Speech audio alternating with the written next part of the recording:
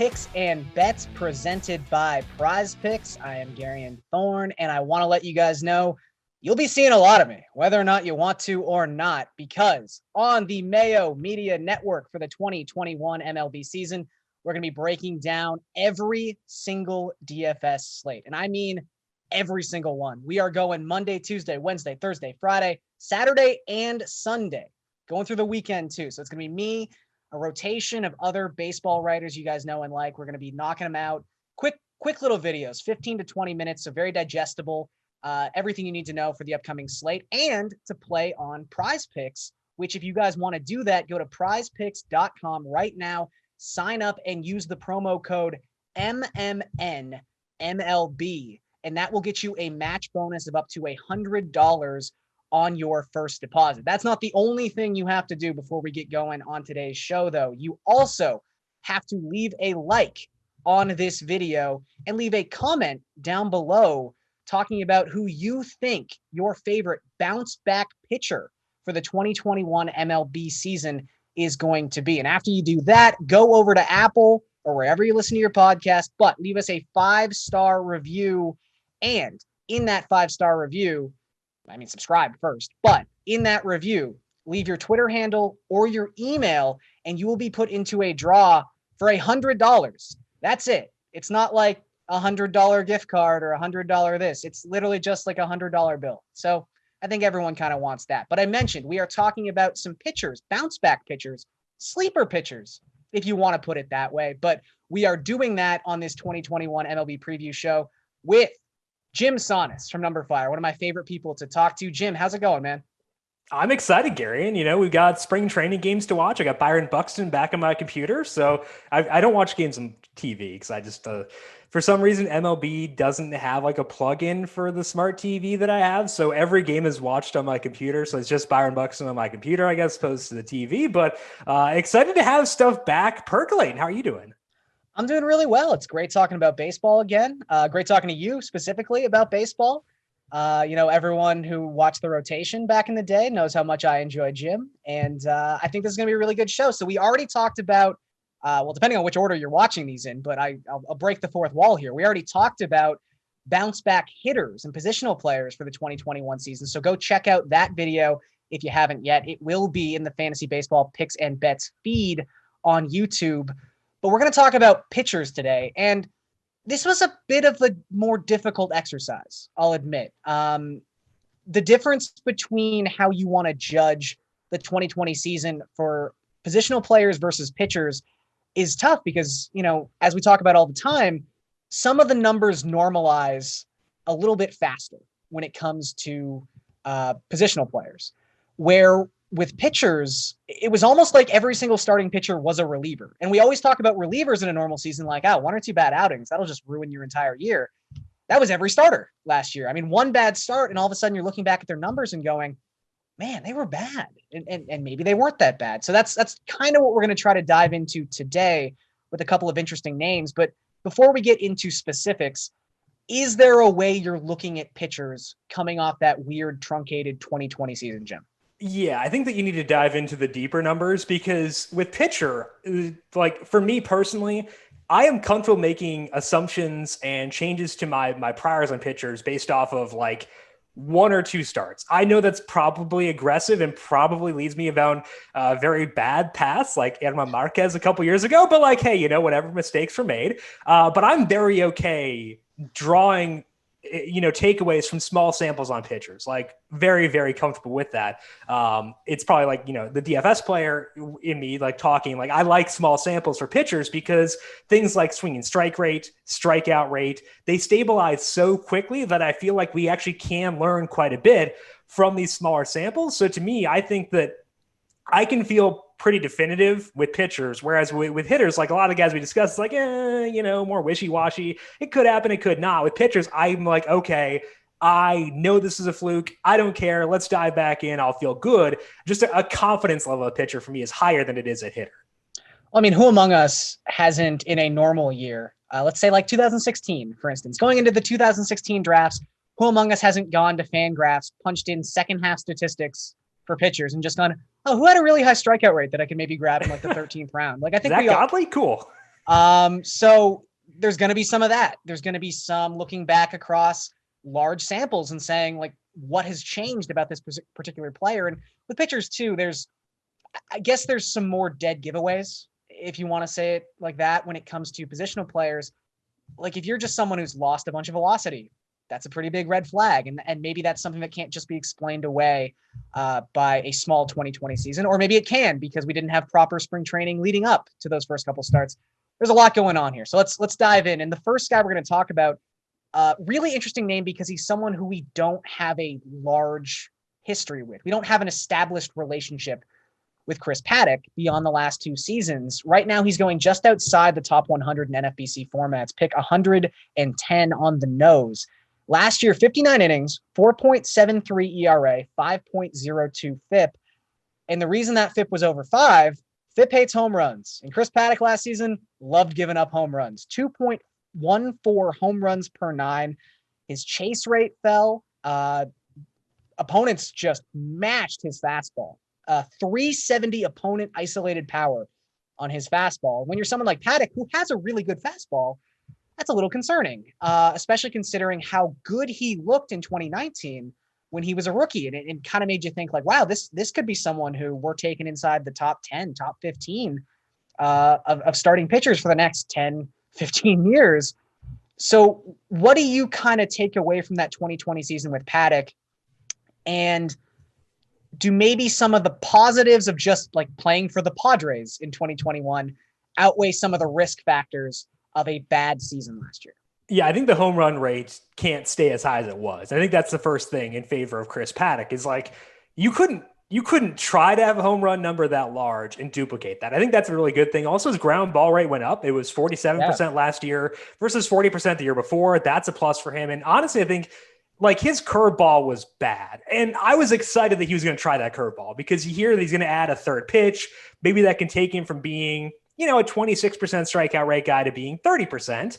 It didn't work. It was quite bad, and he ditched it. If you look at him after he ditched that curveball, though, a 26% strikeout rate, 6% walk rate, that is the Chris Paddack that we knew from the days before. There was still hard contact, and I think that's, it's concerning for sure. But when I see a 26% strikeout rate, a 6% walk rate, 47% ground ball rate, and those are all from last year where he had those issues, I'm going to buy in every time. Now, the ADP for Chris Paddack is not super low. Like, the public isn't totally off this guy, but I still think that it's low enough where I will be in on him, despite the fact we're not getting a big discount. I think that there are enough reasons to buy back in. I think that the upside for him, if that home run rate does come back down, is very high. I think that there's reason to think that it will. So to me, I think that where he's going is very fair. It's very reasonable. And he's someone I am okay taking in that range, even though I think that there are some good options in that range too. I think he's one of those good options.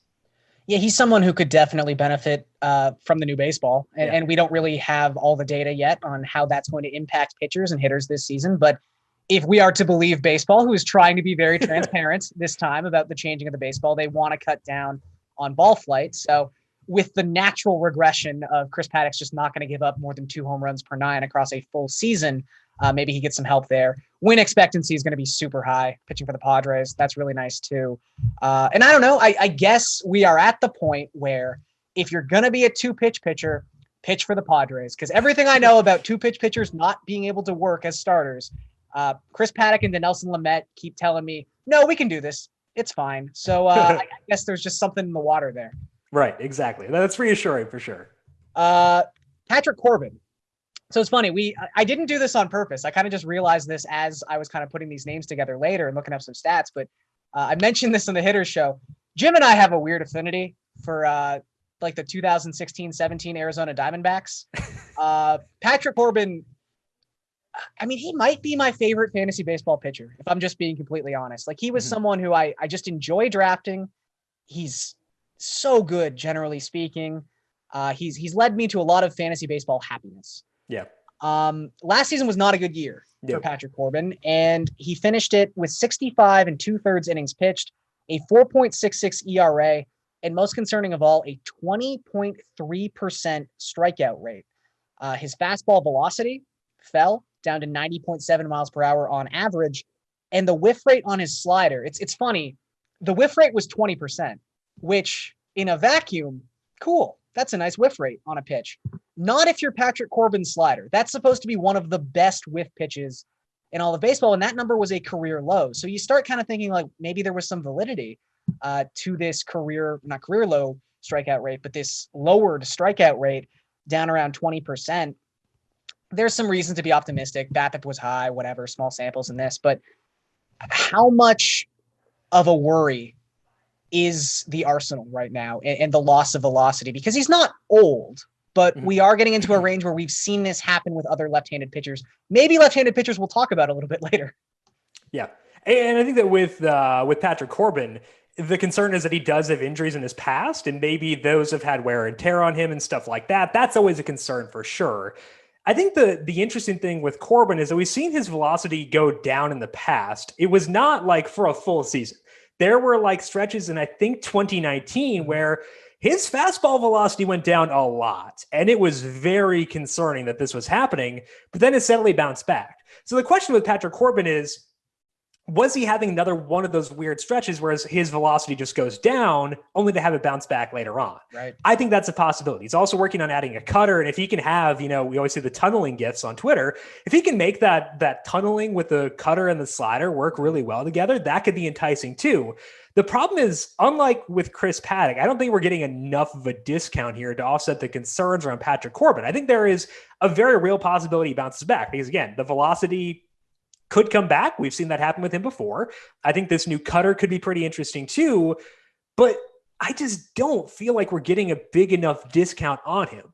So there is a very real scenario in which Patrick Corbin bounces back, and I'd be ecstatic. I agree with you. He's really fun. I've benefited from him a lot throughout my life, and I'd love to see him be good again, but I don't know if that's enough at his current cost. I think I'm taking too much of a leap of faith to take him at where his current ADP is, to justify it. So although I think there are definitely reasons to be there, and like if he comes out in his first couple of starts and even if the velocity is not there, if he can get some whiffs, right, I'll buy back in then, maybe make some trade offers right away, benefit off the small samples then. But I think at least for preseason stuff based on his current ADP, it's tough for me to get there just because there are enough red flags where the current draft slot is a bit too rich for me. Yeah, it is interesting as we kind of go case to case with both positional players and pitchers, who really soured themselves in the eyes of the public. And obviously, Corbin was someone going inside the top 100 last season. He's someone who's gone as high as like top 75, top 60 in the past. So this is clearly a downgrade from where he was going, but I was expecting more. I think we all kind of have that list in our head before we start seeing actual ADP of, oh, maybe I could snag this guy like 180th overall or something like that. And it was like, oh, he's still going top 150. Okay. Yeah. Interesting. And there's a lot of name value there. And I think a lot of people feel that way about Corbin. They feel the same way that we feel about Corbin, where, he's just done it for you before.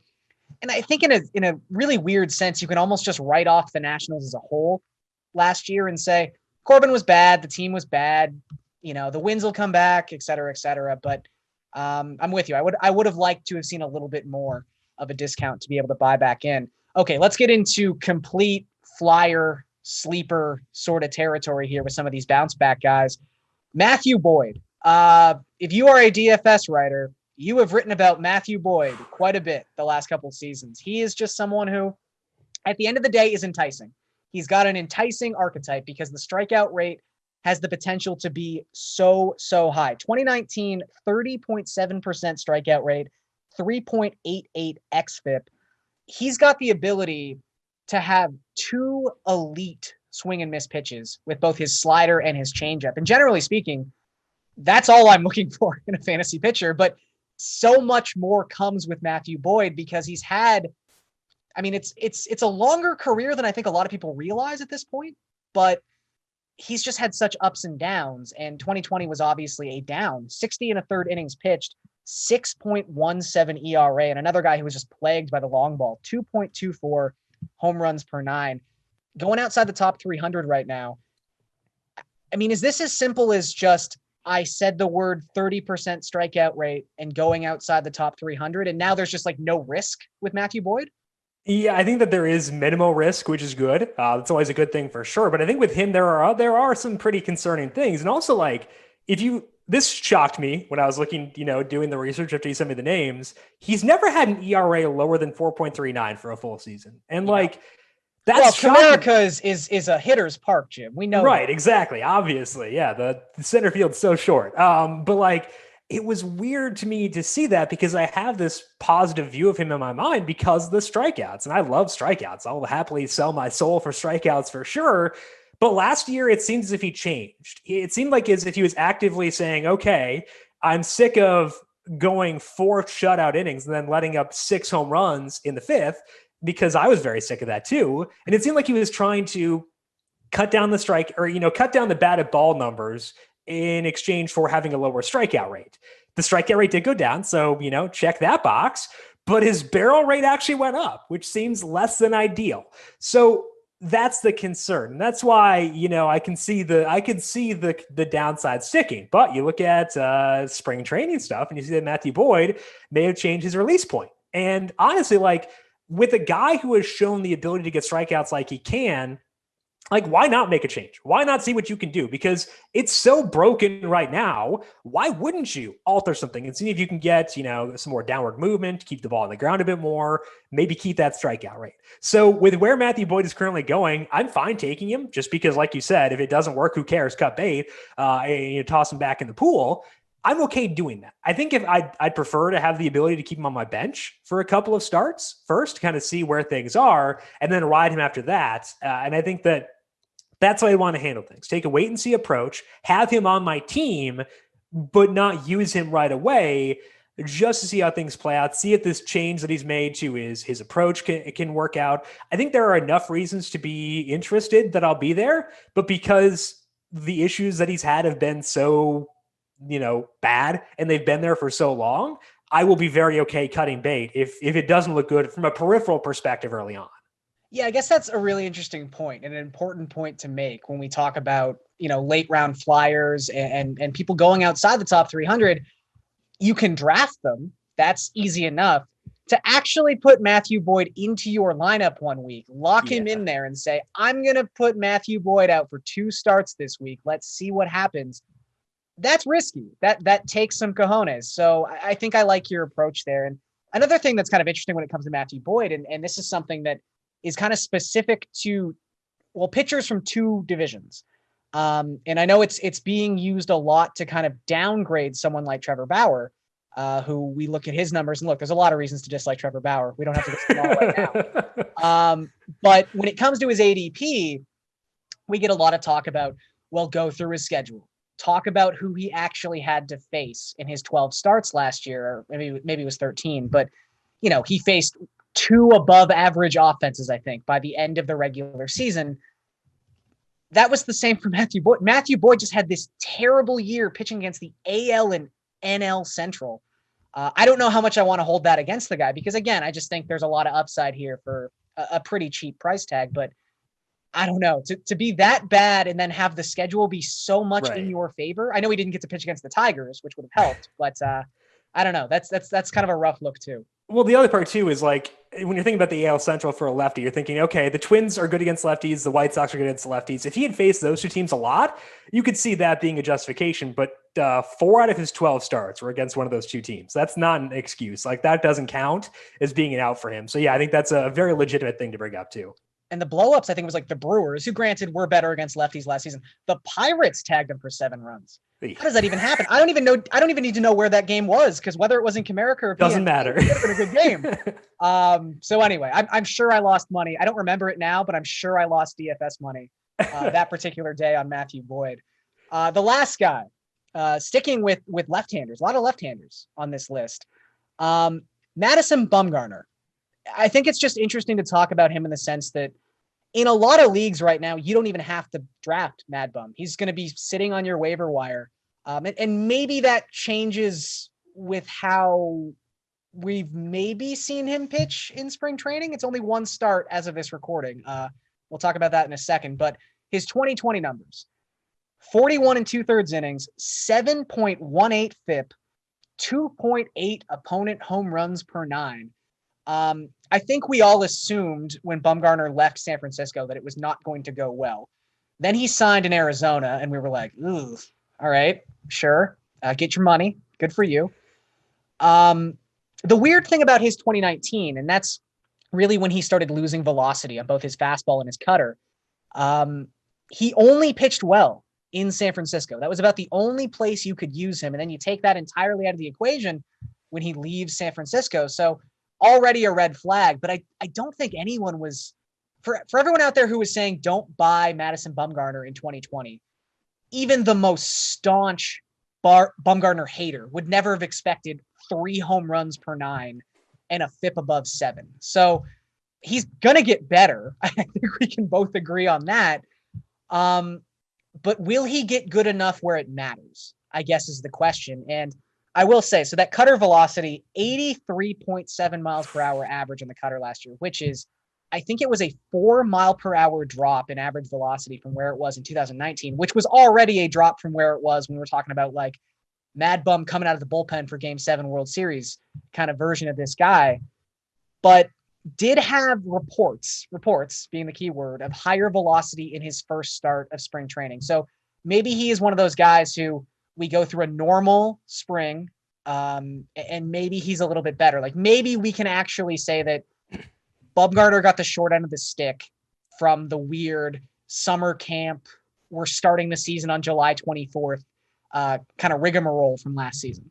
Yeah, there was actually a story that said exactly that, like almost verbatim. That came out on Sunday or Saturday or something like that. Like over the weekend, there was a report saying, hey, Mad Bum got thrown off by the schedule. And it's like, okay, cool, let's buy in. But in that story, I was reading through it and they were saying, look at his starts at the end of the year. His velocity went back up and he got better results. I'm like, okay, cool, let's go check this out. Went over there, checked out his numbers.